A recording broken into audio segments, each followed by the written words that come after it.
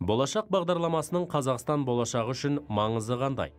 Қазақстанда ғылымның дамуында қандай жаңалықтар болды? ЮНЕСКО көлемінде аталып өткен мерейтойлар туралы не білесің? Осы сұрақтарға жауап беруге тырысайық. Болашақ бағдарламасының Қазақстан болашағы үшін маңызы қандай?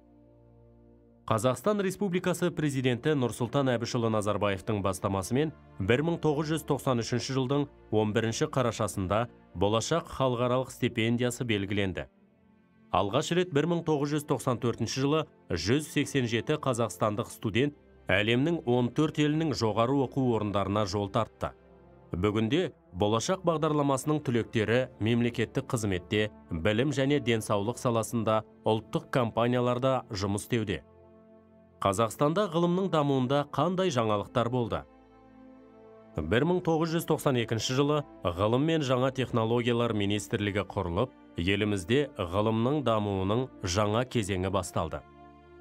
2001 жылы 12 шілдеде ғылым туралы заң қабылданып, 2003 жылы қазанда жаңа заман талабына сай ғылым академиясы қайта құрылды.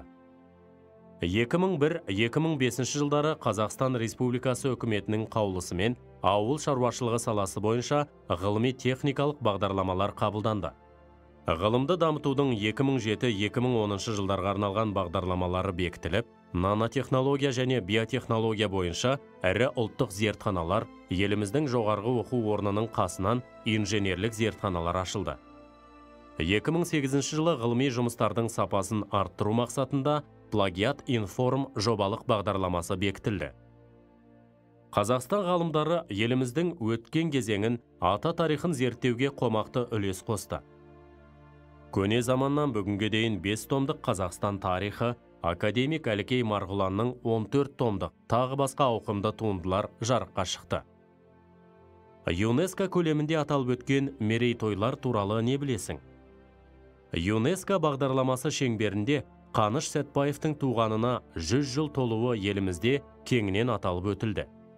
Түркістанның 1500 жылдық мерейтойына қарсы Қазақстан мен түркі әлемінің рухани тарихындағы Түркістан және Қожа Ахмет Яссауи тақырыбында халықаралық ғылыми практикалық конференция өтіп, алыс жақын шетелдерден 200-ден аса ғалым мен маман келді. 2015 жылы Қазақ хандығының 550 жылдығы кең көлемде аталып өтілді. Парижде ЮНЕСКО көлемінде Қазақ хандығына 550 жыл атты халықаралық ғылыми конференция болды.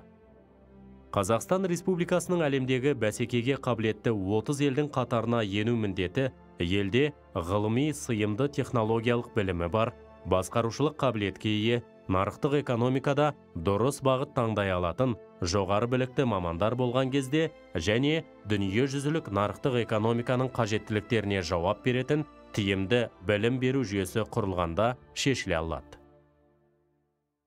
Білім саласында қандай реформалар жүргізілуде? Мектептердің материалдық базасы қандай? Жоғары оқу орындарының жағдайы қалай өзгерді? Осы сұрақтарға жауап берейік. Білім өркениетті дамыған елдердің барлығында дамудың негізгі көрсеткіші саналады. Қазақстанның тұрақты даму үшін еліміздің алдында тұрған ауқымды міндеттерді, мақсаттарды, бүгінгі бастамаларды жүзеге асыратын заманауи біліммен қаруланған озық ойлы білікті маман қажет. Білім саласында қандай реформалар жүргізіліп жатыр? Елімізде 1991 жылдан жаңа үлгідегі арнаулы орта оқу орындары, лицейлер, гимназиялар мен кәсіптік техникалық мектептер ашылды. 1995 жылы қабылданған Конституцияда Қазақстанда азаматтардың мемлекеттік оқу орындарында тегін орта білім алуына кепілдік беріледі. Орта білім алу міндетті деп жазылған. 1999 жылы маусымдағы білім туралы заңға сәйкес жалпы білім беретін мектептерде білім беру бастауыш 1-4 сыныптар, негізгі 5-9 сыныптар және орта 10-11 сыныптар болып 3 сатыға бөлінді. Сондай-ақ дарынды балаларға арналған арнайы дарын мемлекеттік бағдарламасы аясында республиканың облыс орталықтарында мектеп-интернаттар ашылды. 2004 жылдан бастап ұлттық бірыңғай тестілеу ОБТ енгізілді. 2009 жылы 100 мектеп бағдарламасы бойынша жаңа мектептер мен балабақшалар салынып, көптеген мектептерде жөндеу жұмыстары жүргізілді. 2009 жылы Назарбаев зияткерлік мектебі ашылды.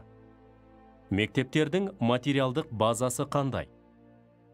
1997 жылы орта білім беру жүйесін ақпараттандыру мемлекеттік бағдарламасы қабылданып, мектептер компьютерлермен жабдықталды. 2001 жылы мектептерде білім беру жүйесін компьютерлендірудің бірінші кезеңі аяқталды. 2006 жылы мектептерде лингафондық мультимедиа, физика кабинеттерін жабдықтауға республикалық және жергілікті бюджеттерден 6 миллиард теңге бөлінді. Қазақ және шетел тілдерін тиімді оқыту мақсатында жаңа технологиялар мен компьютер бағдарламалары кеңінен енгізілді. Мемлекет оқулықтар мен оқу құралдарын жазуға ғалымдар мен мамандарды тартты. Мектеп, Атамұра тағы басқа баспалардан жаңа буын оқулықтары мен оқу әдістемелік құралдарды басып шығарды. Жоғары оқу орындарының жағдайы қалай өзгерді?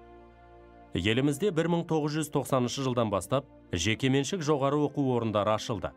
1999 жылдан студенттерге арнайы гранттар мен несиелер берілді. 2003 жылы 127 жоғары оқу орнында 257 мың студент білім алды. Мемлекет басшысының бастамасымен 2009 жылы Назарбаев университеті ашылды.